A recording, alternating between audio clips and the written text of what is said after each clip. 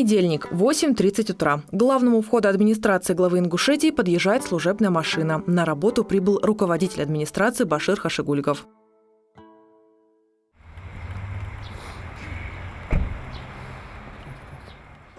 Утро нового дня. Путь к рабочему кабинету здесь недолгий. Уже 2 года Башир Умарович идет по одному и тому же маршруту. Лестничный пролет, 2-й этаж, еще один коридор, и мы оказываемся у подножья той самой вершины – приемной руководителя. Эхо уверенных шагов делает свое дело. За ресепшеном по стойке смирно становится его помощник. Вот приемная руководителя. Это самый надежный помощник руководителя Залихан Талдиева. В кабинете Башира Умаровича довольно-таки просторно, все располагает к рабочему процессу. Год назад здесь завершили ремонт, обновили мебель и технику. Вкусы хозяина в этом вопросе не главное. Важно, чтобы все было солидно и декор соответствующий. Но все, что нужно Баширу Умаровичу, чтобы начать трудовую неделю – информация в компьютере и на обычном листе бумаги.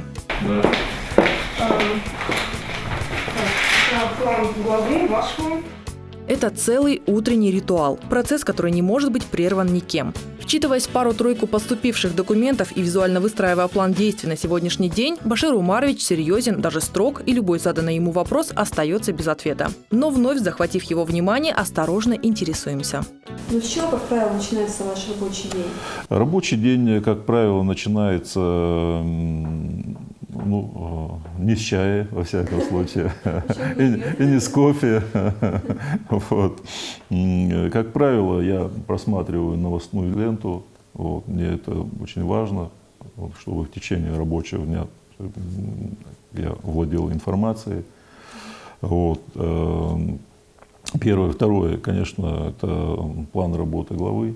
Вот, я еще раз смотрю, потому что глава может утром тоже внести изменения. То есть мне приносит план уже с изменениями, дополнениями.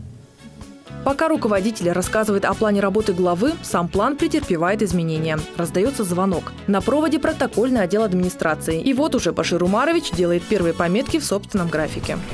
Майские указы, да, во сколько там майские указы?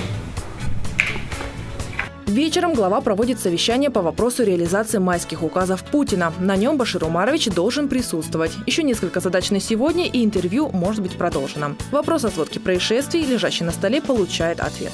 Сводка происшествий тоже докладывается главе республики. Мне тоже информация направляется и мне, и председателю правительства. Кражи, мошенничество, изъятие оружия, ДТП. Для чего вся эта информация, Башир Умарович объясняет популярно. Есть такие правонарушения, за которыми, допустим, я вижу какую-то социальную проблему. Да? И, соответственно, мы эту социальную проблему изучаем, мы мониторим ситуацию, да, почему стало возможным всплеск именно правонарушений такого характера. Руководитель признается, все это – часть большой политики в одной маленькой республике. Все, что происходит в Ингушетии криминального, сразу резонирует в других сферах жизнедеятельности. И будучи куратором внутриполитических вопросов, Башир Умарович часто использует 2 рычага управления – контроль и противодействие. Делать эту работу на позитиве, скорее всего, непросто. Башир, я хотела бы понять, с каким настроением вы приходите на работу, какой у вас рабочий настрой, от чего он зависит?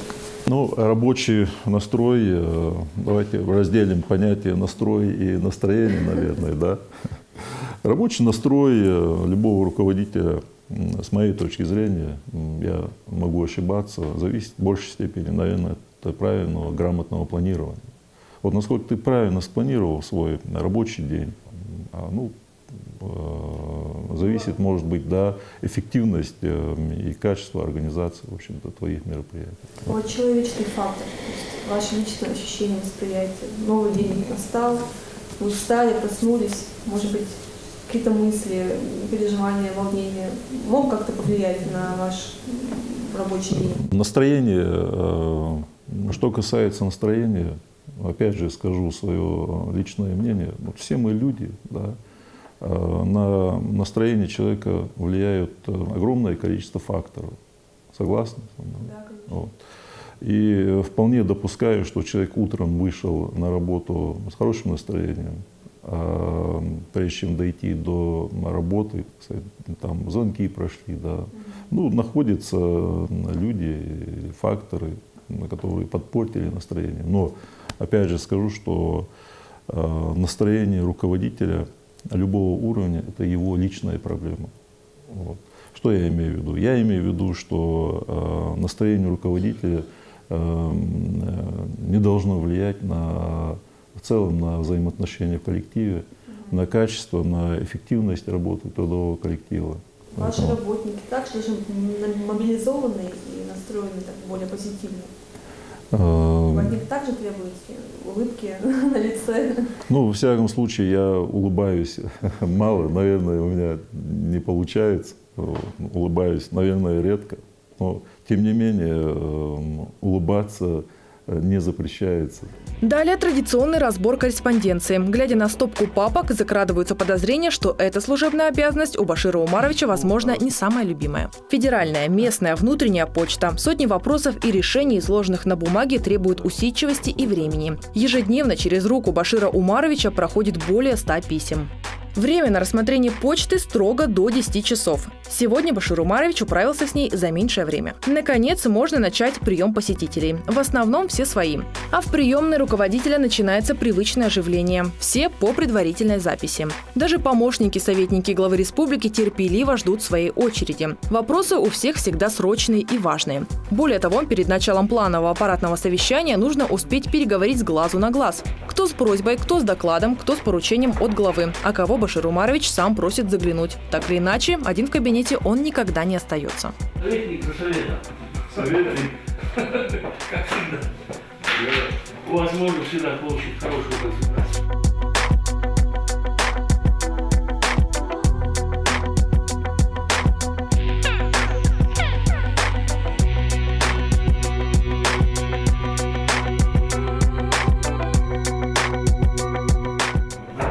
Рабочие встречи завершены, и основная часть руководящего состава администрации главы стягивается в малый зал. Через несколько минут здесь начнется еженедельное совещание под председательством руководителя.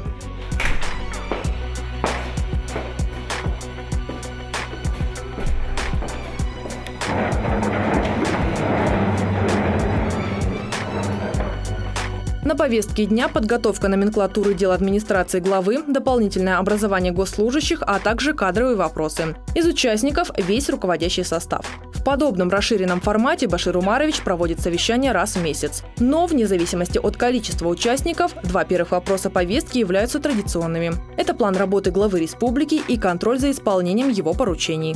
Мы совместно с правительством уже начали работу по подготовке мероприятий, приуроченных ко Дню Победы.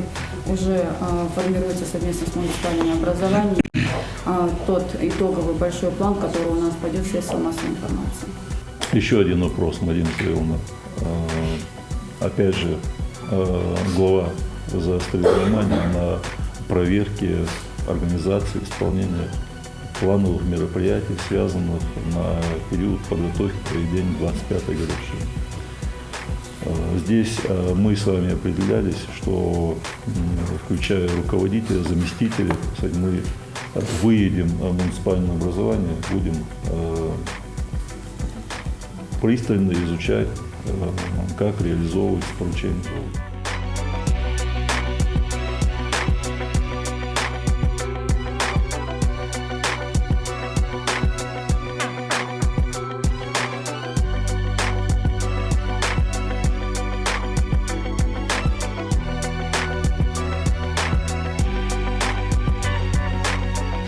Время 11:30. Решили навестить заместителя руководителя. Удалось застать на своем рабочем месте Муслима Индиева, заместителя и одновременно начальника управления внутренней политики администрации главы. Пользуясь случаем, обратились за короткой справкой. Что это все-таки за управление такое? В обязанности управления внутренней политики входит главным образом это взаимодействие администрации главы с органами государственной власти, с муниципальными властями.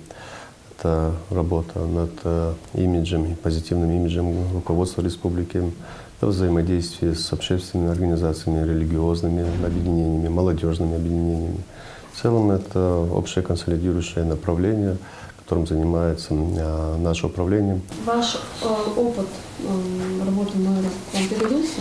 Ну, конечно, потому что я непосредственно этими вещами занимался там. Я знаю, что нужно моим бывшим коллегам, главам муниципальных образований, городов, районов. Мне это знакомо.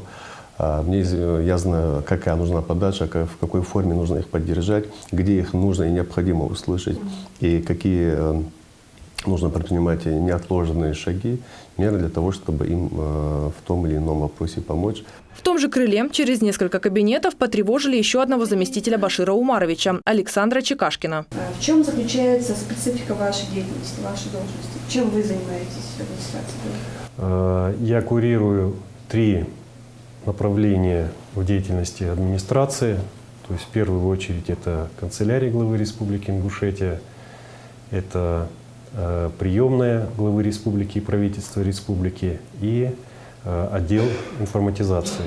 Канцелярия занимается документационным обеспечением деятельности главы. Это очень важное направление деятельности. От того, насколько правильно будут составлены документы, насколько своевременно они будут доходить до исполнителей или к главе республики на стол, к руководителю администрации главы, зависит в том числе принятие управленческих решений. Это очень важный момент.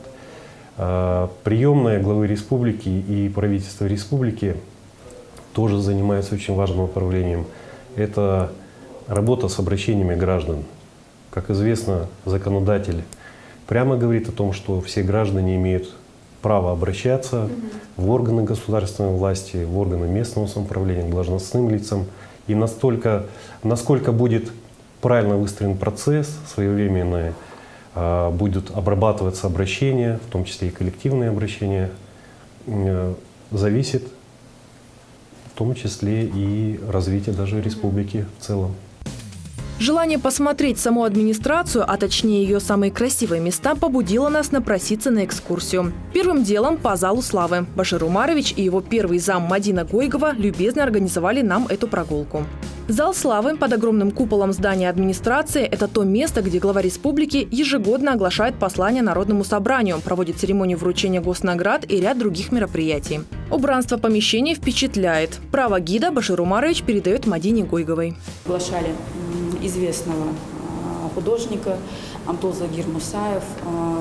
Концепция согласована с историками, архивистами Республики Ингушетия.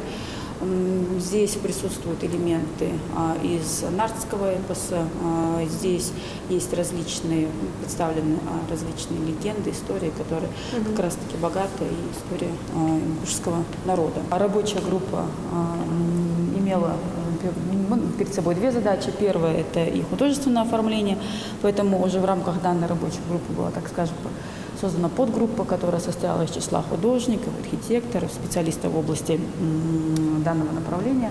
И вторая задача, которая была поставлена перед рабочей группой, это формирование как раз того списка лиц, имен уроженцев Ингушетии, которые увековечены в данном зале славы.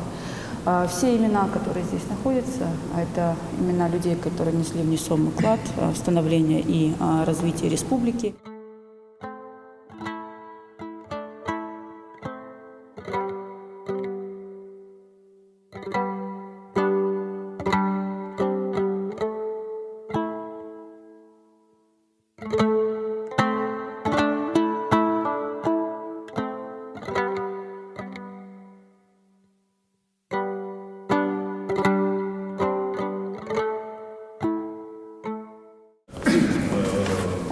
Сюда приезжают, вы знаете, да?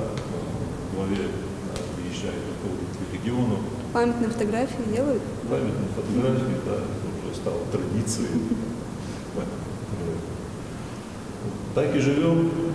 После зала славы мы отправились на смотровую площадку, с которой открывается вид на центр столицы. Взбираясь по винтовой лестнице, огибая купол резиденции, Башир Умарович обсуждает с Мадиной Гойговой планы по благоустройству территории, расположенной вокруг башни Согласия. По поручению главы республики здесь в недалеком будущем разобьют сиреневую рощу, а также возведут здание Национальной библиотеки и Дворец культуры. Думаю, что до конца апреля будут посажены все деревья, а все благоустройство уже ко дню республики будет завершено.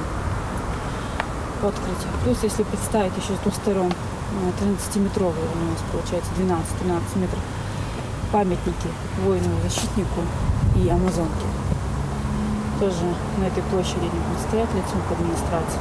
На этом наша экскурсия не закончилась. Дальше у Башира Умаровича по плану стоял обход нового корпуса, пристроенного к основному зданию администрации. Контрольная проверка хода отделочных работ состоялась в компании заместителя руководителя по административно-хозяйственным вопросам Тимура Дзортова. Дополнительные просторные помещения навели на мысль. Администрации стало тесно и решили Администрации расшириться? стало не совсем так. Острая необходимость, собственно говоря. Вот вы же видите, да, в республике проводится огромное количество очень важных, очень статусных мероприятий. Ну, в администрации их невозможно провести, потому что одна администрация не рассчитана для проведения таких больших статусных мероприятий. Вот, и, соответственно, было принято решение о строительстве этого мощного, современного, да, здания, как раз которое и вместимость здесь будет соответствующая, да, и оборудование будет соответствующее. Ну и, конечно, характер тех мероприятий, которые здесь будут проводиться, они тоже соответствуют требованиям.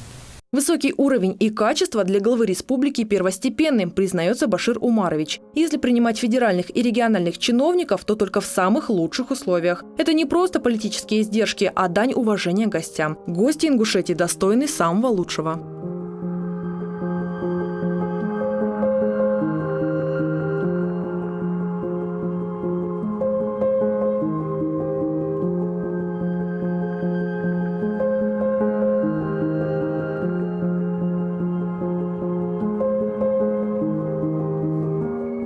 Далее в рабочем кабинете состоялся разговор с пресс-секретарем главы республики Мадиной Галаевой. Вопросам качественного и эффективного освещения деятельности главы в СМИ Башир Умарович уделяет много времени. Новые проекты, идеи, ресурсы, налаживание обратной связи – ежедневная и актуальная тема беседы. Свой обеденный перерыв Башир Умарович сегодня решил провести в столовой, в которой не так давно закончился ремонт. Обычно руководитель обедает в комнате отдыха, но сегодня сделал для нас исключение. Честно признаюсь, в столовой не часто обедаю, физически не получается. В целях экономии времени Башир Умарович предпочитает есть один, так быстрее, поясняет он. Целый час на обед для руководителя администрации слишком большая роскошь. Меню всегда простое, домашнее. И даже в столовой, в кругу заместителей и помощников-советников, перекусив на скорую руку, он спешит вернуться к служебным обязанностям. То, что вы сказали, подготовить с Тимуром согласованно. После обеденное время руководитель принимает еще пару человек, а затем начальников некоторых подразделений. Кадры, бухгалтерии и отдел секретной документации. Для них путь открыт в строго обозначенное время. Первым делом Башир Умарович приглашает начальника отдела кадров. Ежедневно от руководителя требуется принятие кадровых решений, согласование запросов в органы власти, заявлений на отпуск, командировки, проверки отчетов и многое другое. Далее на очереди главный бухгалтер. Руководитель между делом интересуется, нет ли задержек по выплатам аванса. Задержек нет. Всего одна запись на документе, и на этом все. Можно двигаться дальше. А дальше путь лежит в общественную приемную. Сегодня Башир Умарович проводит прием граждан по личным вопросам. В машине по дороге в Назрань нам выдается удобный случай задать несколько своих личных вопросов и даже получить на них ответы. Баширчик, все-таки вне стен администрации, вне рабочего графика. Чем вы занимаетесь? Чем увлекаетесь? Стараюсь читать. Читать? Да. А что читаете? Я всегда увлекался литературой. Был период, когда я читал только зарубежную классику. Много читал Теодора Драйзера, его замечательное произведение «Американская трагедия», Фенемора Купера. Да. Я вообще узнал, как живут индейцы, да, про жизнь индейцев, да, узнал благодаря Фенемору Куперу. Много читал Джека Лондона, Мартин Иден, его замечательное произведение «Морской волк», «Белый клык» вообще перечитывал. Был период, когда увлекался русской классической литературой. Да, те же Ну, читал, можно сказать, перечитывал «Войну и мир». Читал много, я лишь говорю о тех произведениях, которые, перечитывал в силу определенных обстоятельств. Тургенева читал, Некрасова, Достоевского «Преступление и наказание». Вообще замечательное произведение. А с поэзией? Потом, не читать Пушкина, Лермонтова просто, наверное, нельзя. Каждый из нас, наверное, если даже не увлекался, то читал, я так думаю. Наизусть учили? Да. Заучили, да? Да, бывало, заучивали. Может быть, что-то из Лермонтова нам почитаете? Это проверяете, да? Расценивайте, кто из нас в ФСБ работал, я или вы? Какое-то небольшое отступление лирическое. Позволим себе по пути. Ну что, смерть поэта. Погиб поэт, невольник чести, пал оклеветанный молвой, свинцом груди и жаждой мести, поникнув гордой головой. Верим, Башир Умарович, верим, да. Дальше можно продолжать. А ингушская поэзия? Ингушская поэзия читал наших классиков, безусловно. Не хочу выделить, да, они все по-своему замечательны. Давайте Джамалдина тогда. Опять проверка, да? Совяче, ломышка, ляче, век. Вот кто что уверенца, сирда туасек. Совяче, ломышка, шури шоудаш сус. Якнга сатусыш, якнга сус. Музыка, Башир Умарович. Башир Умарович делится. Любовь к чтению и книгам у него от матери, которая 30 лет проработала в школе библиотекарем. В доме под рукой всегда были книги, а перед глазами пример начитанной, образованной женщины, черпающей свою мудрость также из книг. Захотелось разузнать подробнее о семье Башира Умаровича и о том, как формировалась его личность. Где вы выросли? Где прошел ваш детство? Родился в Яндере, вырос в Далаково. А с кем росли в Далаково? Я жил с бабушкой. С бабушкой? Да, у меня бабушка жила одна. Она была одинокой. Одинокий человек. Так, и, соответственно, в ранние годы я переехал туда, к ней. И школу, кстати говоря, там же Учетная миссия была вам, да? Да, нас 7 братьев было. Да, и, я сам изъявил желание. Никто меня, так сказать, пальцем никто не показывал, что вот ты должен. Вот это было, да, это было мое желание. Я к бабушке был привязан, наверное, этим и было определено то, что я, так сказать, переехал. Поэтому я получил отчасти воспитание и от бабушки, можно сказать. Ваша семья, Башир Умарович, можно о ней рассказать? 5 детей, да, обычная, можно сказать, ингушская семья. Не лучше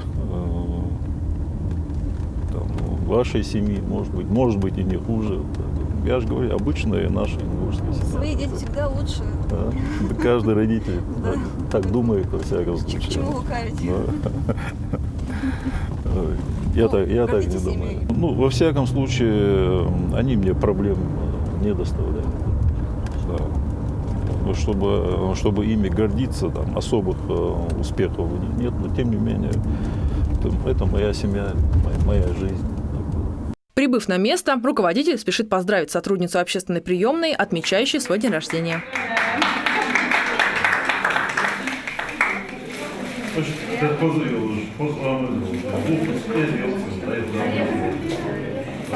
Давно известно, что никто в коллективе администрации не остается без подарков и приветственного адреса по случаю праздника. Все сотрудники, вне зависимости от пола и чина, получают поздравления от своего руководства. Между тем прием граждан начинается. Первая целая делегация заявителей пришла со своей давней и общей бедой. Уже больше года не удается потушить горящую свалку в Карабулаке. Жители города, представители городского совета, местная администрация, а также Комэкологии предпринимают еще одну попытку совместно найти решение этой проблемы. Руководитель администрации явно недоволен. Почему муниципальные служащие и другие заинтересованные органы власти довели ситуацию до критического уровня?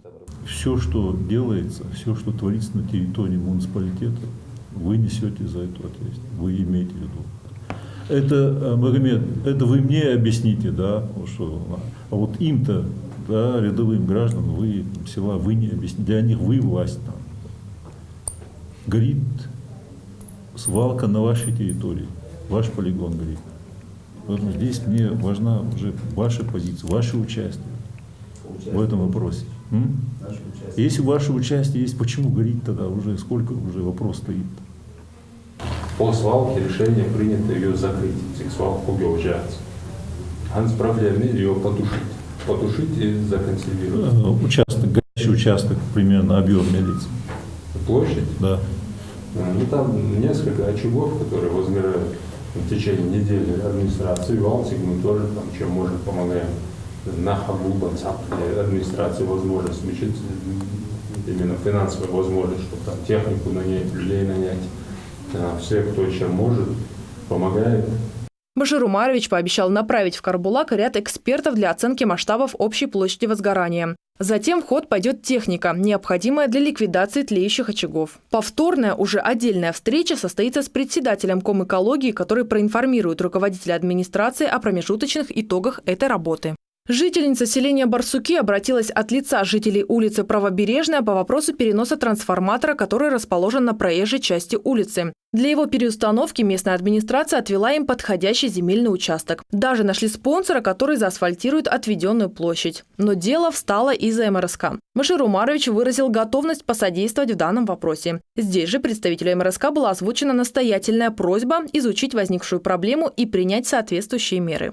Жилищным вопросом пришел житель Малгобека. Мужчина состоит на учете в списке оползневиков как нуждающийся в жилье. Папку с документами он передал комиссии по оползневой зоне, но времени прошло довольно много, а продвижения по его делу нет. Мужчина надеется, что руководитель администрации главы поможет ему во всем разобраться. Рассмотрев еще пару обращений заявителей, связанных с трудоустройством и получением образования, руководитель торопится назад на совещание при главе. В машине интервью продолжается и сразу вопрос. Как часто руководитель проводит встречи подобного формата? Раз в месяц. И не только он. Глава, председатель правительства, министры – все лично общаются с жителями республики, стараясь выслушать их и оказать им посильную помощь. Вопросы и проблемы у людей самые разные. К сожалению, огромное количество проблем, вопросов, с которыми приходят люди, это устройство на работу и как раз вопрос, связанный с проблемой в сфере жилищно-коммунального комплекса. Вопросы решаемые, сложные? Вопросы, они бывают разной сложности. Но с моей точки зрения огромное количество вопросов можно снять на уровне муниципального образования. От частного перешли к общему – внутренней политике. На вопрос, имеет ли общественно-политическая ситуация в республике предпосылки к обострению, Башир Умарович ответил вполне оптимистично. Конечно, мы органы государственной власти, я с уверенностью могу сказать, контролируют ситуацию в этом плане. Поэтому каких-то особых опасений в плане осложнения обстановки у нас нет совершенно. То есть опасений каких-то мы не видим. Да, есть серьезные очаги напряженности, и вы их тоже, наверное, знаете. Но, тем не менее, они за рамки не позволят органы власти выйти за рамки дозволенного, назначенных, позволенных.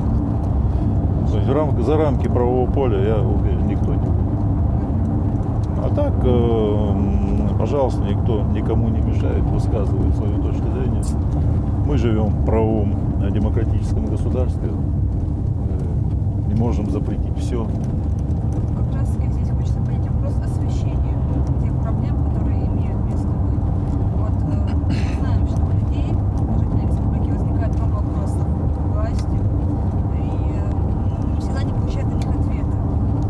Хотелось бы все-таки вас спросить уровень освещаемости тех событий, происшествий, которые у нас происходят в республике. Какой он, на ваш взгляд? Низкий, высокий? Ну, освещение есть, безусловно, но вы должны понимать, что мы живем в век высоких технологий. У каждого есть доступ к интернету. очень развита благосфера. Да. Раз это некий рассадник для Да. сплетен, мне кажется. Да, абсолютно, абсолютно. Но тем не менее, я согласен, что иногда мы значительно опаздываем, да, с оперативным освещением. Мы над этим работаем. Также есть такое ощущение у людей, опять-таки, опираясь на их мнение, что не договаривают. Откуда идут эти сплетни? Здесь не могу согласиться, потому что глава республики, он открыт для диалога. Практически единственный, наверное, руководитель, чей номер мобильного телефона находится у всех практически. Он опубликован. Поэтому канал самой надежной обратной связи у каждого жителя республики есть. Потому что, что надо жителю? У него в кармане, у него лежит номер мобильного телефона главы, на которого можно выйти 24 часа в сутки, в любое время. Более того, глава использует любую площадку для того, чтобы любой желающий мог задать любой неудобный вопрос. Например, какие? Пожалуйста, он ежемесячно глава встречается с молодежью. Ежемесячно. Режим, да, абсолютно, да. Режим свободного входа. То есть никто у вас не спросит ни паспорта, ни фамилии. Зайди, задай вопрос любого уровня, любого содержания. Оскорблять не надо, но тем не менее здесь это уникальная площадка для того, чтобы все, кому не лень, могут прийти и задать любой вопрос и получить ответ. Это молодежь, а более старшая категория? Более старшая категория населения, пожалуйста, совет ТАИПов при главе республики. Да. Очень часто встречаются с главой и тоже имеют возможность напрямую общаться с главой без всяких посредников. Примирительные комиссии, да, могут, имеют возможность свободного общения с главой в любое время. Далее совет старейшин, пожалуйста, имеют доступ. Сходы граждан, мы практически ежеквартально проводим сходы граждан. И во многих муниципальных образованиях глава встречается, и идет такое свободное общение. И в большей степени план главы, уверяю вас, он строится на таких личных обращениях граждан. То есть граждане могут позвонить и на мобильный телефон главы, могут связаться через социальные сети. Вы знаете, что глава тоже активно использует в своей работе, активный пользователь соцсетей, там, Инстаграм, Фейсбук. Опять же, там, пожалуйста, на официальный сайт главы. То есть каналы обратной связи, они налажены. Если кто-то, знаете, начнет упрекать, что нет доступа к власти, это от лукавого. Доступ к власти, если речь идет о главе, вот, этот доступ всегда есть, круглые сутки. Кстати говоря о доступе. Сразу после возвращения в администрацию руководитель был вызван главе республики. И это перед началом совещания по вопросам реализации майских указов президента. В это время в малом зале администрации гул и оживленные переговоры. Все ждут появления главы.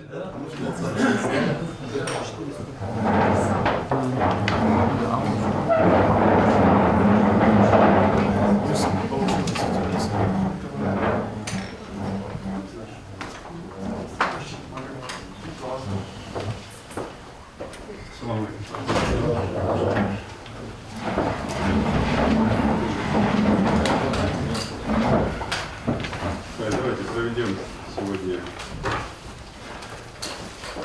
совещание.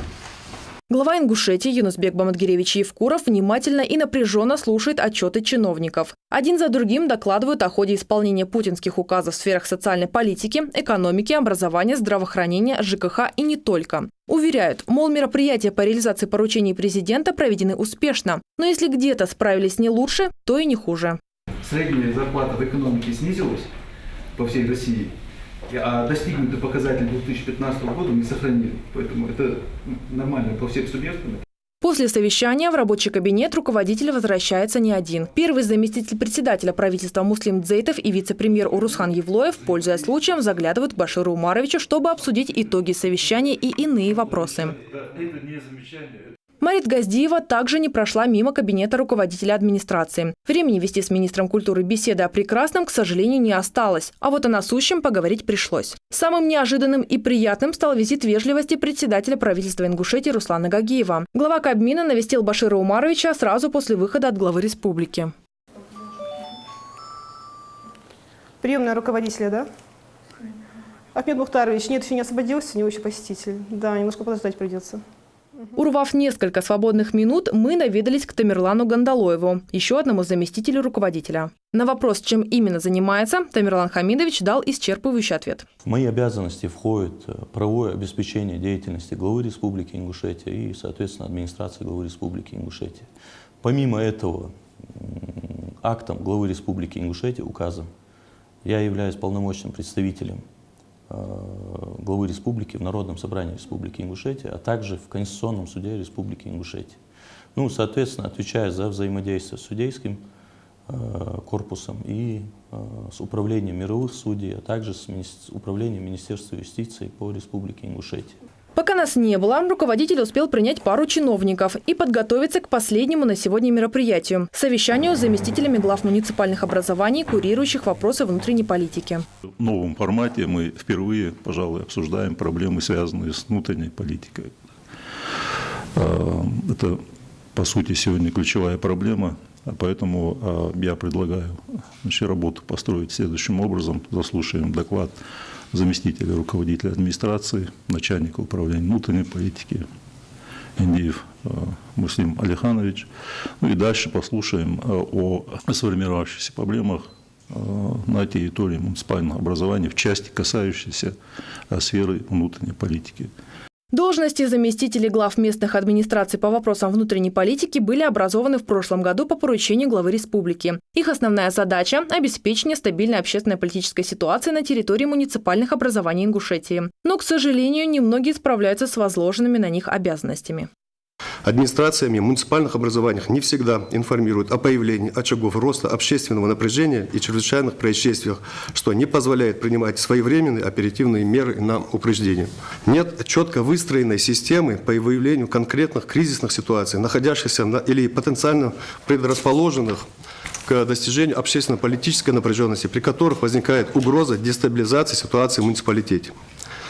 Под кризисной ситуацией понимаются негативные изменения в социальной сфере, способные дестабилизировать общественно-политическую стабильность. В качестве примера приведу ситуацию по невыплате заработной платы в ПУЖКХ города Карабулак, где сотни работников не получают зарплату уже несколько месяцев. Проблема со свалками в городе Карабулак, сельское поселение Икажево и город Сунжа, земельные споры в городе Сунжа, в сельском поселении Нестеровское, Кантышево. Все это лишь верхушка айсберга, подытоживает выступление Яндиева Башир Умарович. Некоторые из присутствующих честно признаются, что не всегда в курсе всех событий, но в целом владеют обстановкой. Башир Умарович указывает им на одну из проблем, требующих их пристального внимания. Есть большая озабоченность людей по поводу того, что молодежь сильно увлекается этими наркотиками. Да. Будем говорить так, вещи своими именами. Очень серьезная озабоченность. Я вижу, сейчас вы организовываете встречи, мероприятия, и правоохранительные органы в этих беседах задействованы. Вот. Ну, здесь я приветствую. Поэтому, почему я эти моменты знаю, много могу примеров привести. Потому что я лично сижу, мониторю всегда обстановку. Это не праздный интерес. Интерес, который на второй день у меня появляется в форме поручения управления внутренней политики. Взаимодействие с местным духовенством, общественностью, профилактика экстремизма, межнациональных, межродовых и бытовых конфликтов – все это епархия местных органов самоуправления, подчеркивает руководитель. Некоторые заверяют, что стараются работать на упреждение. Затрагиваются, конечно, все слои населения. Работаем с каждыми слоями. И в первую очередь, конечно, это работа с молодежью. В частности, и глава района в конце года отдельно проводил беседу с молодыми людьми.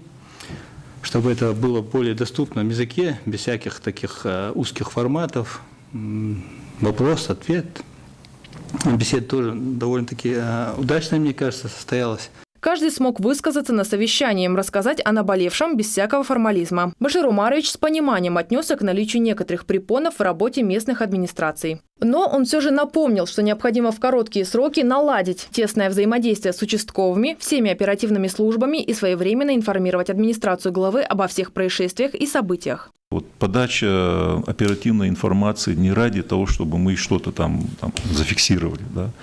Вот мы получаем информацию, Адам, что в Кантышево произошел конфликт. Да? Что такое конфликт? Если пострадала одна сторона, разумеется, это конфликт двух семей, правильно? Поэтому как только мы получаем информацию, значит, у нас есть очень серьезные институты общественного влияния. То есть мы здесь запрашиваем цифры, факты, случаи и так далее не для того, чтобы их просто зафиксировать и в папку положить. Мы с ними работаем оперативно. То есть здесь мы вам помогаем. Мы понимаем, ваши возможности на территориях очень ограничены. Поэтому мы и стараемся здесь как раз выступать в качестве помощников для вас. Подведя итоги, Башир Умарович озвучил целый ряд поручений главы. Также он указал на возможные пути решения больных вопросов.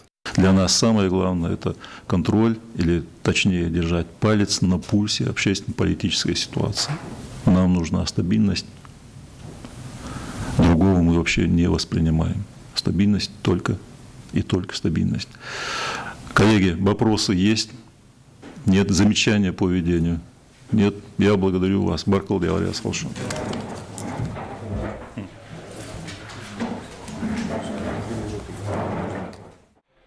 Рабочий день на исходе. В это время в администрации остаются лишь единицы. Башир Умарович, как всегда, уходит одним из последних.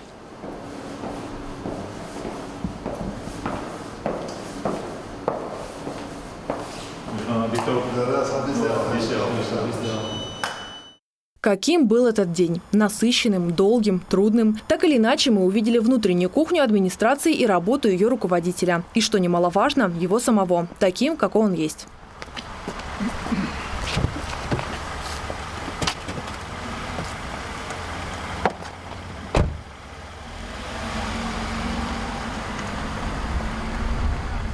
Один день руководителя – винтик в сложном, но действенном механизме руководства республикой. Один день и годы работы, которые гораздо сложнее, чем кажется.